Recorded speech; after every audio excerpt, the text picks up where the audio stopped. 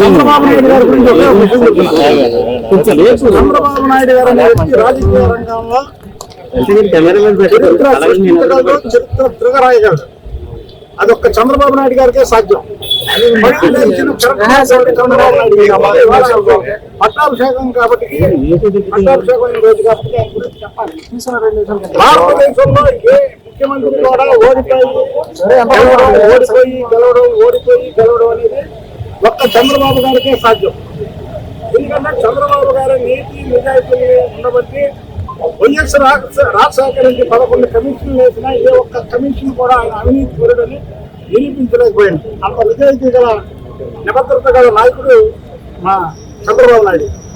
అలాంటి చంద్రబాబు నాయుడు గారి మీద అవాకులు చవాకులు పెడుతూ రాష్ట్రం మొత్తం ఎంఆర్ వాళ్ళకి ఇవ్వడం అనేది దాన్ని తీవ్రంగా ఖండించడమే కాకుండా ఇవాళ ఎంఆర్ఓ గారికి ఇచ్చింది కూడా మేము ఏంటంటే నగరంలో అరాచకాలు చేసే రౌడీ షీటర్లని నగరబహిష్కరణ చేస్తారు.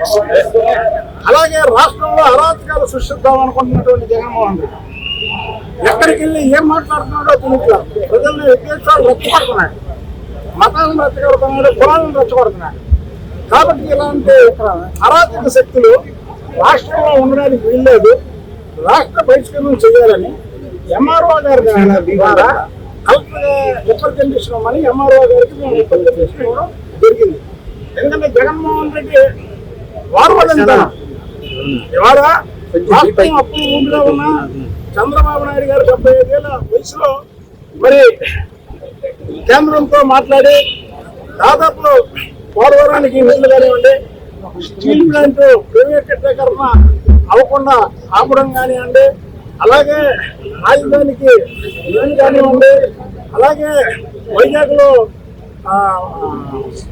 కడపలో స్టీల్ ప్లాంట్ అనేక రకాలైనటువంటి కేంద్రంతో మాట్లాడి కేంద్రంతో బాగుండి కేంద్ర ప్రభుత్వం తెలుగుదేశం పార్టీ ఎన్డీఏలో ఉండి మరి ఎన్డీఏలో తెలుగుదేశం పార్టీ మెజార్టీతో అక్కడ పరిపాలన సాగిస్తున్నా సరే ఢిల్లీ సమన్వయంతో అది మోడీ గారు కానీ ఇది పవన్ కళ్యాణ్ గారు కానీ చంద్రబాబు నాయుడు గారికి పూర్తిగా సహకరిస్తూ రాష్ట్రాన్ని అభివృద్ధి బాటలో తీసుకెళ్తుంటే జగన్మోహన్ రెడ్డి దాన్ని అడ్డుకట్టేద్దామనే ఉద్దేశంతో రాష్ట్రంలో